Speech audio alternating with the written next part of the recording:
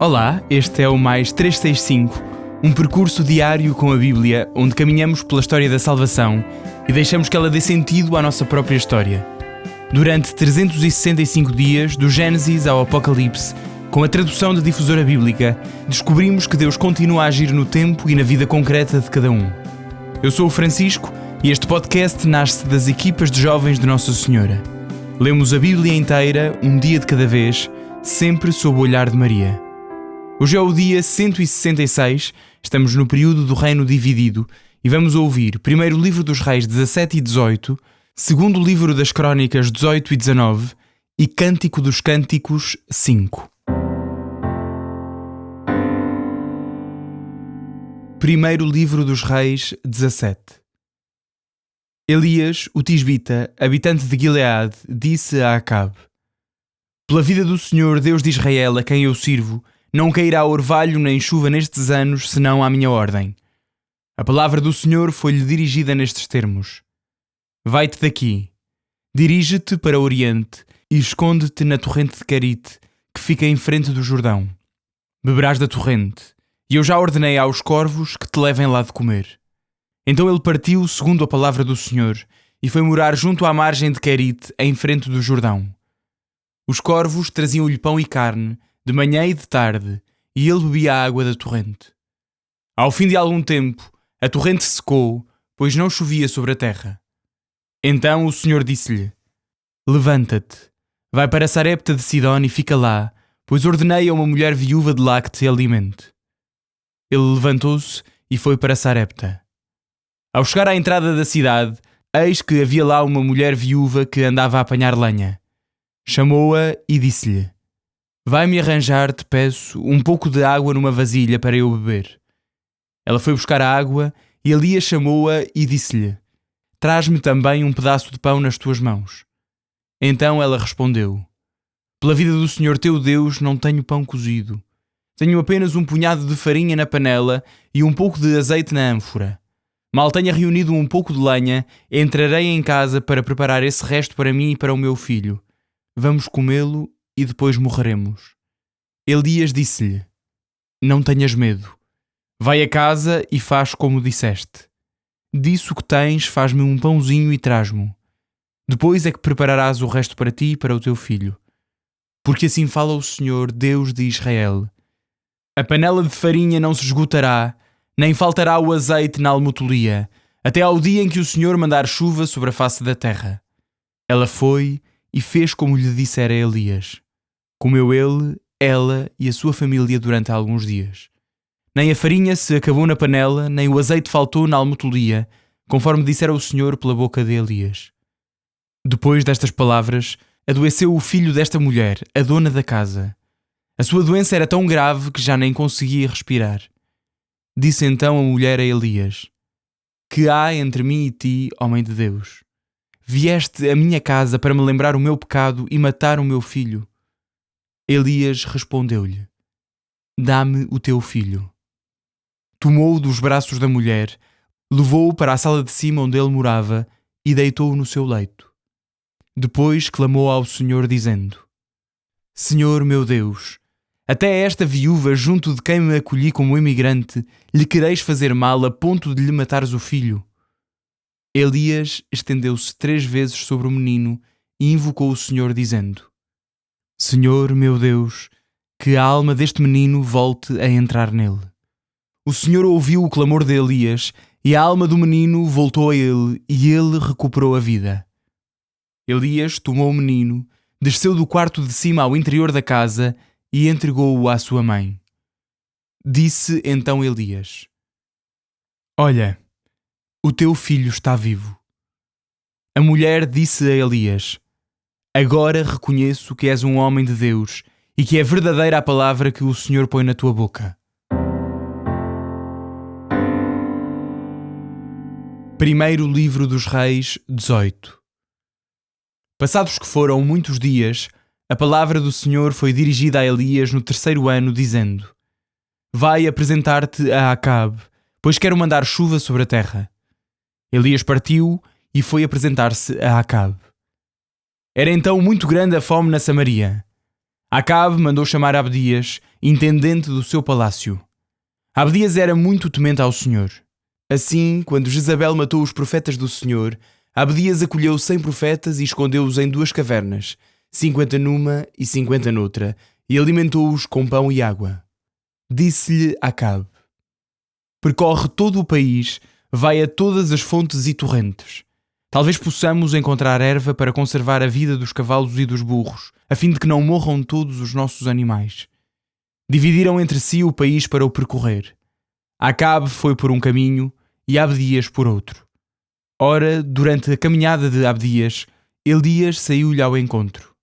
Abdias reconheceu-o e prostrou-se de rosto por terra, dizendo: Meu senhor, és tu Elias? Sou eu. Vai dizer ao teu amo que cheguei. Abdias replicou: que pecado fiz eu para que entregues assim o teu servo nas mãos de Acabe para ele me matar?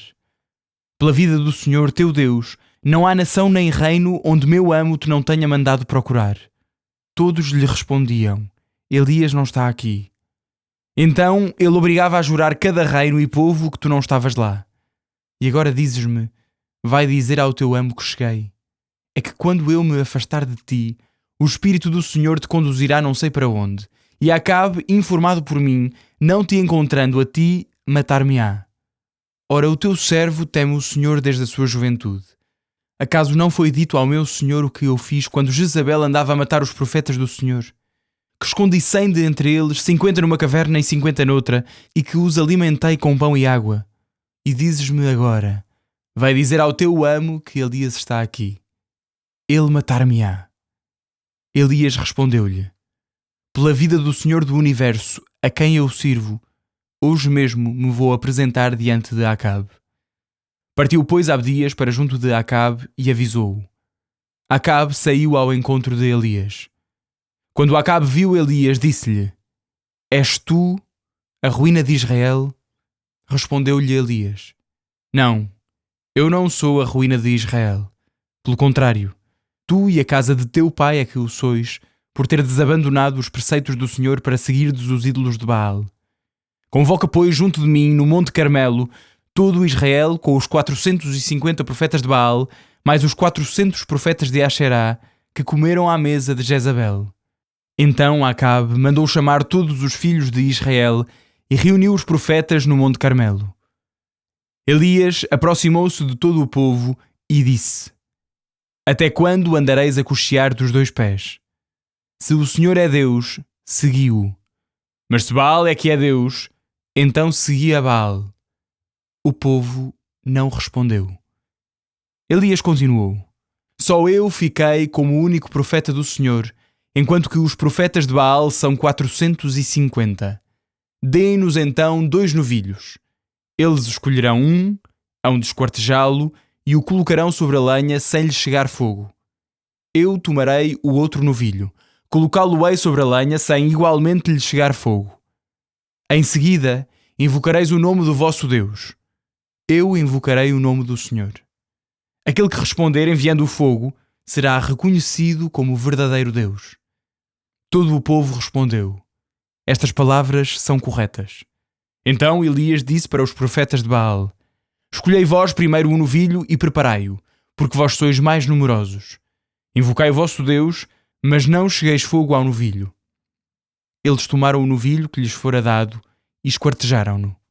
Depois puseram-se a invocar o nome de Baal, desde a manhã até ao meio-dia, gritando: Baal, escuta-nos! Mas nenhuma voz se ouviu, nem houve quem respondesse. E dançavam à volta do altar que tinham levantado. Quando era já meio-dia, Elias começou a escarnecer deles, dizendo: gritai com mais força! Talvez esse Deus esteja entretido com alguma conversa. Ou então estará ocupado, ou anda de viagem. Talvez esteja a dormir. É preciso acordá-lo. Então eles gritavam em voz alta, feriam-se, segundo o seu costume, com espadas e lanças, até ficarem cobertos de sangue. Passado o meio-dia, continuaram enfurecidos até à hora em que era habitual fazer-se a oblação. Mas não se ouviu resposta, nem qualquer sinal de atenção. Foi então que Elias disse a todo o povo: aproximai-vos de mim. E todo o povo se aproximou dele. Elias reconstruiu logo o altar do Senhor que tinha sido demolido. Tomou 12 pedras, segundo o número das tribos de Jacó, a quem o Senhor dissera: chamar-te-ás Israel. Com essas pedras, erigiu um altar ao nome do Senhor. Em volta do altar cavou um sulco, com a capacidade de 2 medidas de semente. Dispôs a lenha sobre a qual colocou o boi esquartejado, e disse: enchei 4 talhas de água e derramai-a sobre o holocausto e sobre a lenha. Depois acrescentou: tornai a fazer o mesmo. Tendo eles repetido o gesto, acrescentou: fazei-o pela 3ª vez. Eles obedeceram. A água correu à volta do altar até o sulco ficar completamente cheio. À hora do sacrifício, o profeta Elias aproximou-se dizendo: Senhor, Deus de Abraão, de Isaque e de Israel, mostra hoje que és tu o Deus em Israel, que eu sou o teu servo. Às tuas ordens é que eu fiz tudo isto. Responde-me, Senhor, responde-me. Que este povo reconheça que tu, Senhor, é que és Deus, aquele que lhes converte os corações. De repente, o fogo do Senhor caiu do céu e consumiu o holocausto, a lenha, as pedras, a lama e até mesmo a própria água do sulco. Ao ver isto, o povo prostrou-se de rosto por terra, exclamando: O Senhor é que é Deus! O Senhor é que é Deus! Disse-lhes Elias: Prendei agora os profetas de Baal, não deixeis fugir um só deles. Prenderam-nos e Elias levou-os ao vale de Quixone, onde os matou. Depois Elias disse a Acabe: Vai, come e bebe, pois já ouço o rumor de uma forte chuvada.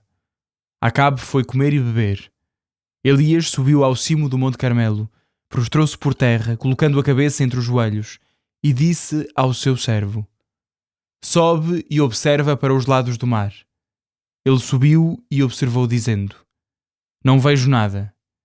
Por 7 vezes Elias lhe repetiu: Volta e torna a observar.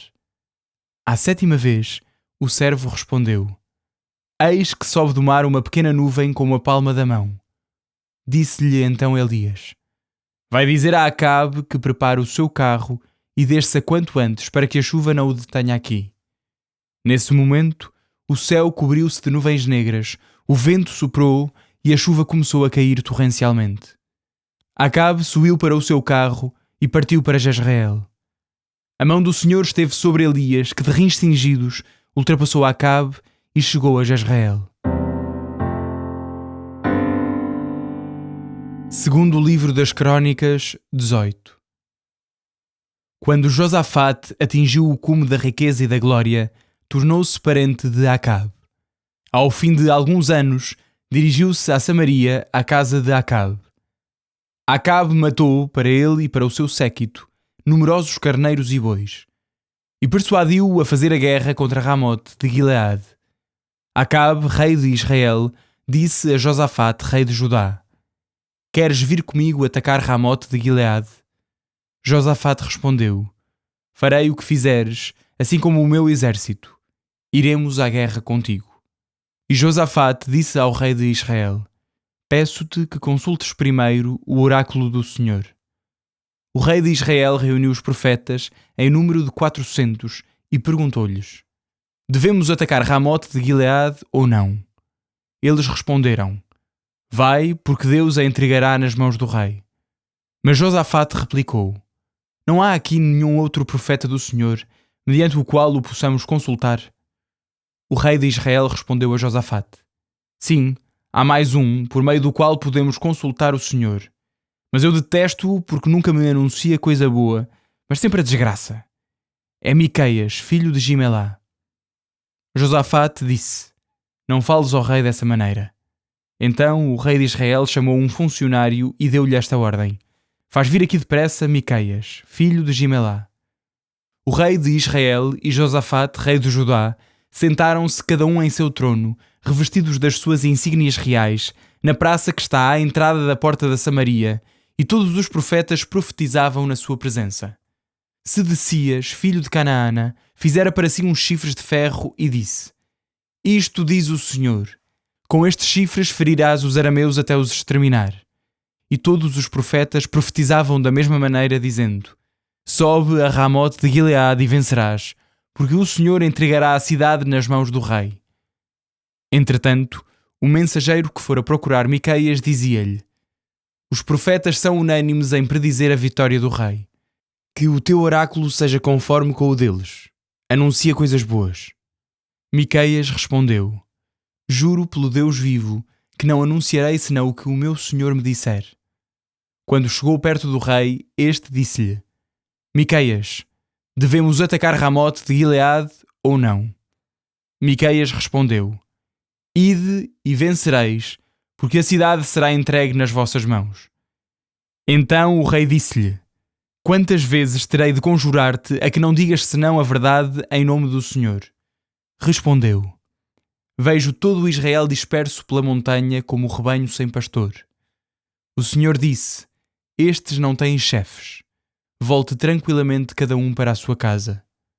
O rei de Israel disse a Josafate: Não te dizia eu que, a meu respeito, ele jamais havia de anunciar coisa boa? Pelo contrário, prediz sempre a desgraça. Miqueias replicou: Escutai o oráculo do Senhor. Eu vi o Senhor sentado no seu trono e todo o exército celeste de pé, à sua direita e à sua esquerda. Disse o Senhor: Quem seduzirá Acabe, rei de Israel, para que suba a Ramote de Gileade e lá encontre a sua ruína? Um respondia de um modo e outro do outro. Então um espírito avançou, colocou-se na presença do Senhor e disse: Eu irei seduzi-lo. O Senhor perguntou: De que maneira? Ele respondeu: Vou ser como um espírito de mentira na boca de todos os seus profetas. Replicou o Senhor: Conseguirás seduzi-lo. Tens esse poder. Vai e faz como disseste. Portanto, se o Senhor infundiu um espírito de mentira na boca de todos os teus profetas, é porque o Senhor decretou a ruína contra ti. Nesse momento, Sedecias, filho de Canaana, aproximou-se de Miqueias e deu-lhe uma bufetada, dizendo: Por que caminho saiu de mim o Espírito do Senhor para te falar? Miqueias respondeu: Vê-lo-ás no dia em que fugires de aposento em aposento, a fim de te esconderes. Então o rei de Israel ordenou: Prendei Miqueias, e conduziu-o a Amon, governador da cidade, e a Joás, filho do rei. Dizei-lhe: Esta é a ordem do rei. Metei este homem na prisão, dai-lhe alimentação reduzida, a pão e água, até que eu regresse são e salvo. Ao que Miqueias respondeu: Se voltares são e salvo, é sinal de que o Senhor não falou por mim. E acrescentou: Escutai, povos todos. O rei de Israel subiu, pois, a Ramote de Gileade com Josafate, rei de Judá, e disse a Josafate: Vou disfarçar-me para entrar no combate. Tu, porém, veste as tuas próprias vestes. O rei de Israel disfarçou-se, por conseguinte, antes de entrar no combate. Ora, o rei dos arameus dera aos seus chefes dos seus carros esta ordem: Pequeno ou grande, a ninguém atacareis, a não ser somente o rei de Israel. Quando viram Josafate, os chefes dos carros disseram entre si: É certamente o rei de Israel. E avançaram sobre ele. Mas Josafate soltou o seu grito de guerra, e o Senhor socorreu-o e afastou dele os arameus. Então os chefes dos carros, percebendo que não era o rei de Israel, deixaram de o perseguir. Nesse momento, um homem que lançara o arco ao acaso feriu o rei de Israel através das junturas da couraça. O rei disse ao condutor do seu carro: Volta às rédeas e conduz-me para fora do campo de batalha, pois estou ferido.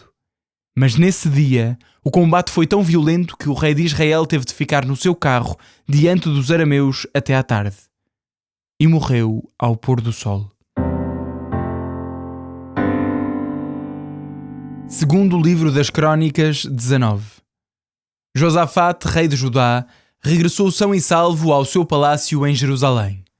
Jeú, filho do vidente Hanani, saiu ao seu encontro e disse-lhe: Auxilias o ímpio e amas os que odeiam o Senhor.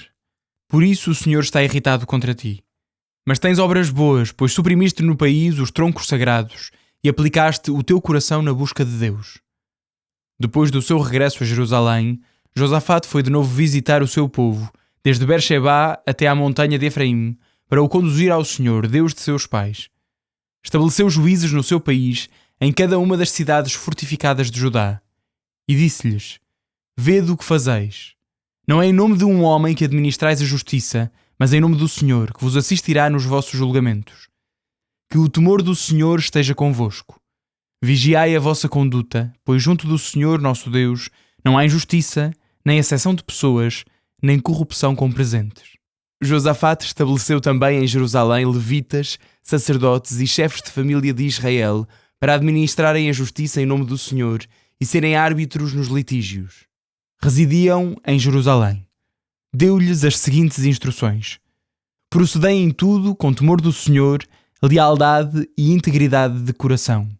Em qualquer litígio trazido à vossa presença pelos vossos irmãos residentes nas suas cidades, quer se trate de crimes de sangue, da lei, dos mandamentos, dos preceitos ou de cerimónias, esclarecei-os, para que não se tornem culpados diante do Senhor, a fim de que a sua ira não se inflame contra vós e os vossos irmãos. Agi desta maneira para não vos tornardes culpados.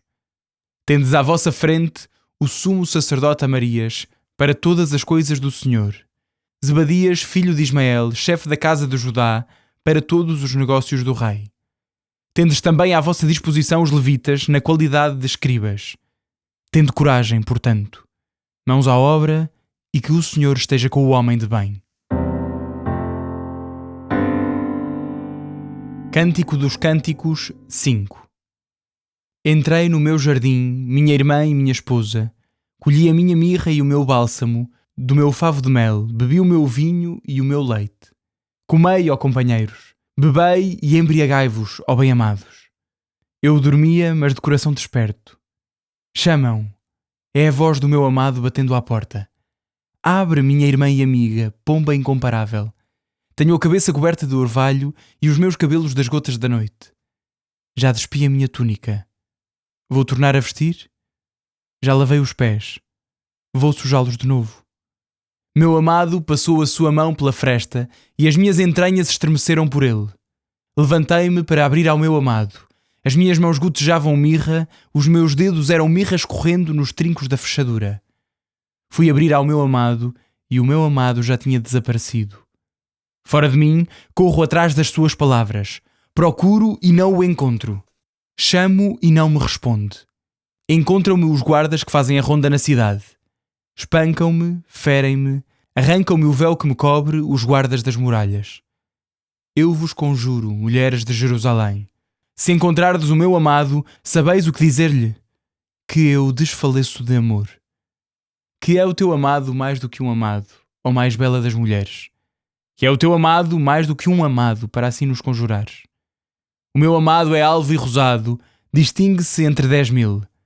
A sua cabeça é de ouro maciço. São cachos de palmeiras os seus cabelos, negros como o corvo. Os seus olhos são como pombas nos baixios das águas, banhadas em leite, pousadas no ribeiro. As suas faces são canteiros de bálsamo, onde crescem plantas perfumadas. Os seus lábios são lírios, gotejam mirra que se expande. Os seus braços são cetros de ouro, engastados com pedras de Társis. O seu ventre é marfim polido, cravejado de safiras. As suas pernas são pilares de alabastro, assentes em bases de ouro fino. O seu aspecto é como o do Líbano, um jovem esbelto como os cedros. A sua boca é só doçura, e todo ele é delicioso. Este é o meu amado. Este, o meu amigo, mulheres de Jerusalém.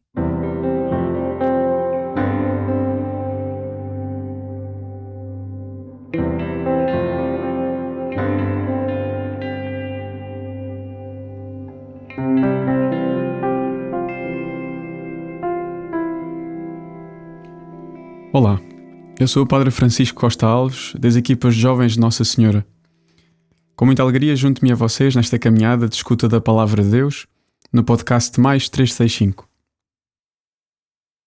Senhor, nosso Deus e nosso Pai, obrigado por nos falares e nunca nos abandonares no nosso caminho. Concede-nos o dom do Teu Espírito, para Te conhecermos e conhecermos o Teu Filho, Jesus, para Te amarmos mais e sermos salvos no Teu amor. Por Cristo, nosso Senhor. Amém. Hoje, no primeiro livro dos Reis, conhecemos uma nova personagem bíblica, o profeta Elias. Ele é uma figura importantíssima no Antigo Testamento. Um profeta imponente, cuja missão enfrenta algumas dificuldades. Um país que andava infiel a Deus. neste caso concreto, o Reino do Norte, Israel. Elias não tem medo de falar em nome de Deus, mesmo sem ser bem aceite. Ele será um representante bíblico do profetismo de Israel.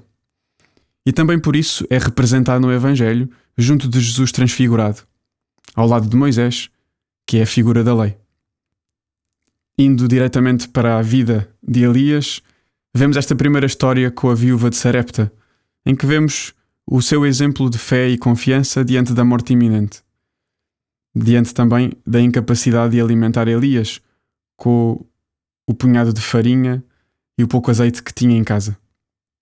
No capítulo seguinte, Elias pede a manifestação da verdadeira força de Deus, que de facto se mostra de modo extraordinário. Isto pode fazer-nos pensar que talvez alguns de nós que estamos a ouvir o podcast Mais 365 tenhamos presenciado momentos assim na nossa vida ou na vida de outras pessoas, acontecimentos em que vemos a força de Deus. Diante disto, não nos orgulhemos demasiado. Façamos como Elias e subamos ao monte para nos prostrarmos diante de Deus em agradecimento. No segundo livro das Crónicas, se ontem líamos a guerra entre Israel e Judá, hoje lemos a aliança de Acabe com Josafate. E vemos novamente a importância da missão profética na história do povo. Neste caso, surge Miqueias, anunciando aquilo que Deus diz, mesmo que não seja agradável ao rei Acabe. E também aqui se vê a forma como a Bíblia distingue um verdadeiro de um falso profeta, quando a sua palavra se cumpre.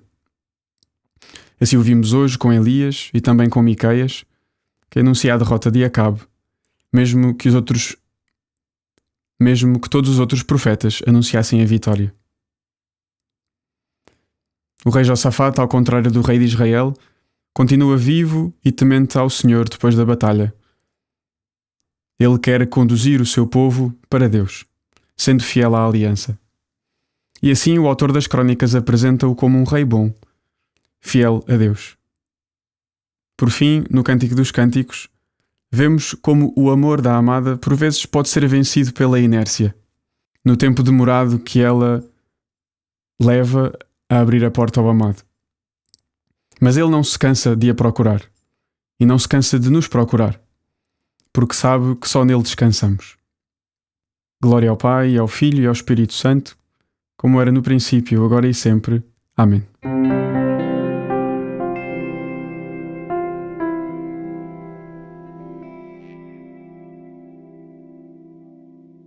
A minha alma glorifica o Senhor e o meu espírito se alegra em Deus, meu Salvador.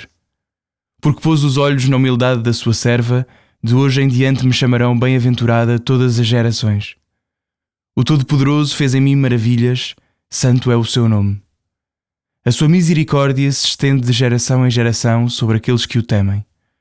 Manifestou o poder do seu braço e dispersou os soberbos. Derrubou os poderosos de seus tronos e exaltou os humildes.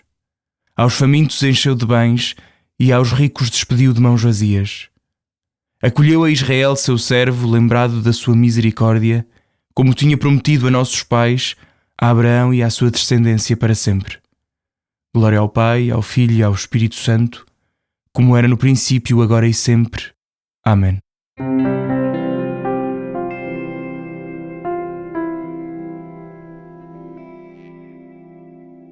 Final do dia 166. Para quem está apaixonado, este é o Cântico dos Cânticos.